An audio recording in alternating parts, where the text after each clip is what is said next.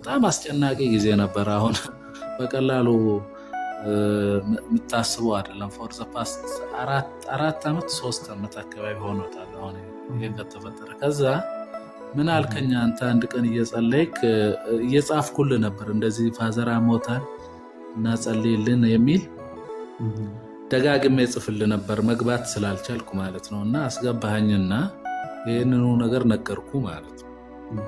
ከዛ ምን አልከኝ ይሄ ኦሮሚያ ክልል ውስጥ የምታውቀው ሰው አለው ያልከኝ በሰዓቱ እና ማስታውሰው ሰው አልነበረም ማለት አልመጣልኝም ማለት ነው።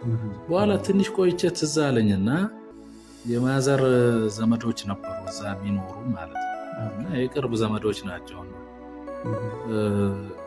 ይሄን ነገር ኦኬ አለ አስታውሳለሁ አልኩት እና የዚህ መነሻ ከዛ ሶርስ የሚመጣ ነው እና የጨሌ መንፈስ ነው። ከዛሬ ጀምሮ እግዚአብሔር ቆርጬዋለሁ ብሎኛል ብለህ ነገርከኝ ማለት ነው። ዘ ኔክስት ዴይ ባይዜ በሚቀጥለው ቀን ጀምሮ ሁሉ ነገር ሰላም ሆነ እና አሁን እንዳልኩ ነው 3 ዓመት ሆኖታል።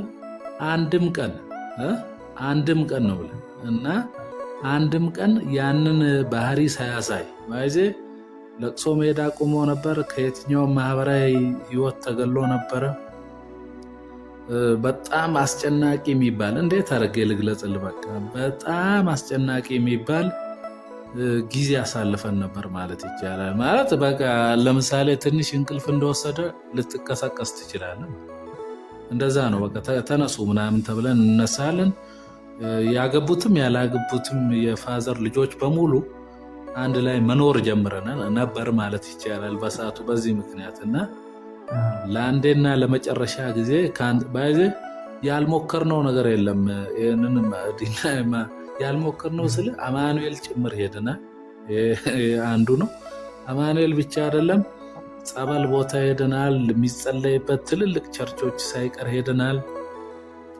የሳይካትሪ ባለሙያዎች ጋር ሄደናል። ሆስፒታሎች ጋር ሄደን እንዴት በጣም ብዙ ቦታ ሄደናል እና እሱም ሄዳለው አልሄድም በሚባል ዳይሌማ ውስጥ ማለት እና ብዙ ቦታ ወስደነው ሐኪም ቤትም ጭምር ወስደነው ጉዳዩን ሳንጨርስ ማለት ወይ ሕክምናውን ሳይወስድ ጭምር ተመልሶ ቤት በሚመጣበት ሁኔታ ውስጥ ነው ያሳለፍነውና ይሄን ነገር ግን በትክክል መስክሬያለሁ ወይ የሚለው ራሴን ይወቅሰኝ ነበር ማለት ነውና ከምን ጉድ ውስጥ እንደወጣን ልነግር አልችልም። በጣም አስጨናቂ የሚባል ጊዜ ነበረ። እግዚአብሔር ግን አበቃ አለ። በቃ አሁን ሰላም ሆነ ማለት ነው።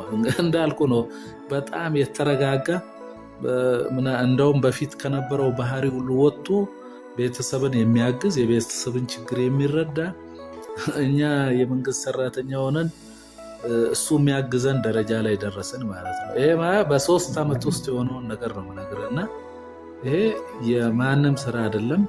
እግዚአብሔር እንግዲህ በእኛ ህይወት ውስጥ በእኛ ቤት ውስጥ ያደረገልን ትልቁ ተአምር አድርገን ልንወስድ እንችላለን።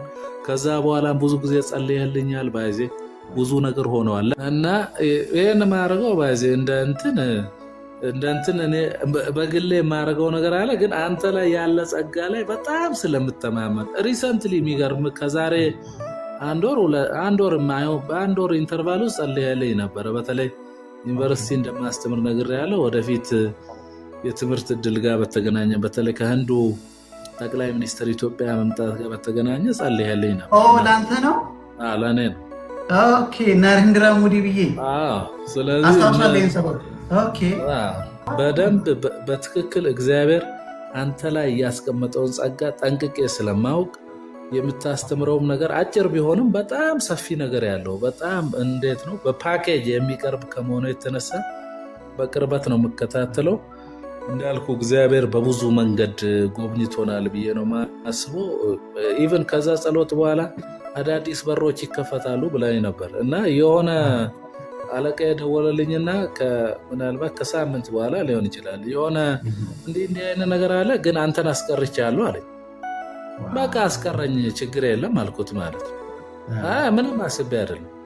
ከዛ ምንድነው ለዛ ስልጠና ጉዳይ በሚሄደው ሳምንት ማለት ሌላ ትልቅ እድል ማለት ያ እዛ ሄጄ ማግኘት ማልችለውን ትልቅ እድል አግኝቼ ነው። አሁን እኔ ከምሰራበት ዩኒቨርሲቲ ሌላ ቦታ ተመድበን ማለት ነው፣ በስራ ከዩኒቨርሲቲው ውጪ ማለት ነው፣ ሌላ አካል ተልኮ ሰጥቶን ስራ እየሰራን ያለ ነው እና እግዚአብሔር በራሱ መንገድ በሩን ከፍቶልኝ ገብቷል፣ ሞገስ ሰጥቶኝ እና እግዚአብሔር ግን በብዙ እየረዳኝ እያገዘኝ እግዚአብሔር ወደ አስቀመጠልኝ ከፍታ ዴስቲኔሽን መድረስ አይቀርም የሚል ነው በእኔ እምነት ያለውና አንተ ጋር ስመጣ ደግሞ ሁሌም በቃ አደገኛ መረጋጋት፣ አደገኛ ሰላም ማለት እንትኑ እኮ የሚነግር በዚህ አንተ መንገር አይጠበቅብም። እኔ ውስጤ ይነግረኛል ማ ትክክለኛ ነው አይደለም የሚለውን ልቤ ውስጤ ይነግረኛል እና በተደጋጋሚ ትክክለኛ የእግዚአብሔር ሰው እንደሆንክ የእግዚአብሔር ጸጋ እንዳለብን